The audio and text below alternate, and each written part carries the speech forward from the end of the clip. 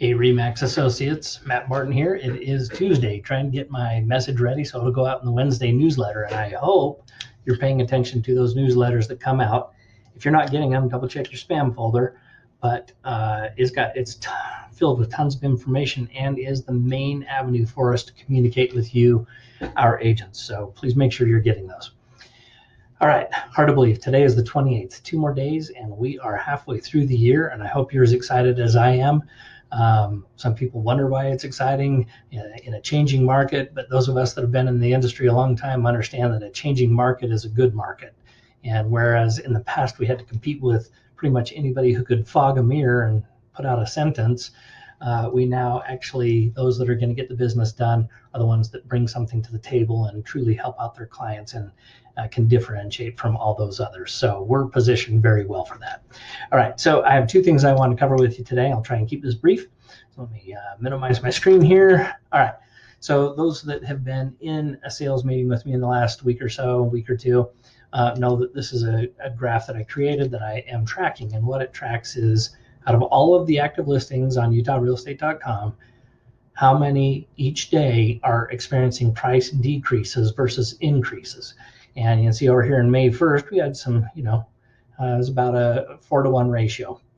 And as the last 2 months have gone along, we have picked up pace significantly in the amount of listings that decrease in price. And the green ones, typically that's new construction. So pretty much anything existing is coming back in pricing. So yesterday was 309 decreases and 21 increases. Amazing. So, kind of a 15-to-1 ratio. All right, and then over here in this little box on screen, I put in here our current active listings as of today, about 5 minutes ago, is 7,679. That is a 548% increase since April 1st of this year. And I tell you what, if you're looking for a good stat, if you're trying to convince your sellers for a price reduction, you may want to show them this stat, that their competition went up 550% over the past 2 months. So hopefully these graphics provide some visuals for you that either help you relate in your head, or you can even share with your clients. I'm going to attach this graph to the email so you can use that. All right, to the second issue, which is really more of a contract issue. I get all kinds of issues, and I keep a short list of the ones that I get over and over again and start repeating. And quite often those are what come out in my messages because they flare up and I figure they deserve some attention. So one that's come up recently multiple times is, in the course of our business and take a listing, we get up against some objections, and I'm not going to debate how to handle this, but in some situations the seller wants to know that, hey, if something comes up and it's just not working out, I want out of my listing. And in that situation, the verbiage I get from time to time is simply like this. It's a simple one-line addendum to the ERS, and it says something to the effect of, seller reserves the right to cancel the listing at any time. And I know what's intended there, but it's not thought through very well with that verbiage, because imagine this scenario.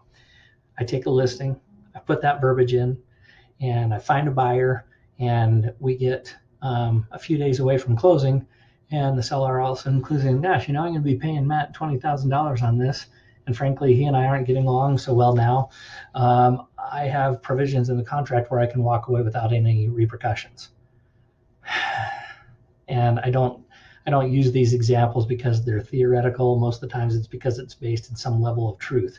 So all I would say is, if that's your situation, if you're going to give a seller an exit strategy to the ERS, if something doesn't work out, make sure in addition to that line that we first talked about, seller reserves the right to cancel the contract at any time, period, then add except in the case that the property has gone under contract, in which the terms of this agreement will prevail. So protect yourself. Imagine this, if you went that route and they did that, the brokerage on the other side, since this was advertised on the MLS and there's a BAC associated with it, they're going to expect to receive a payment. The seller will still go through and close with the buyer, but our ability to extract the money from them by way of an exclusive right to sell agreement to get the commission that we can then share with the other side becomes very challenged. So make sure if you're going to go that route, you include that additional verbiage. If you have any questions, always feel free to reach out to me. I'm happy to take a call and talk through contractual items with you. Hope you're having great success, and we will talk to you soon.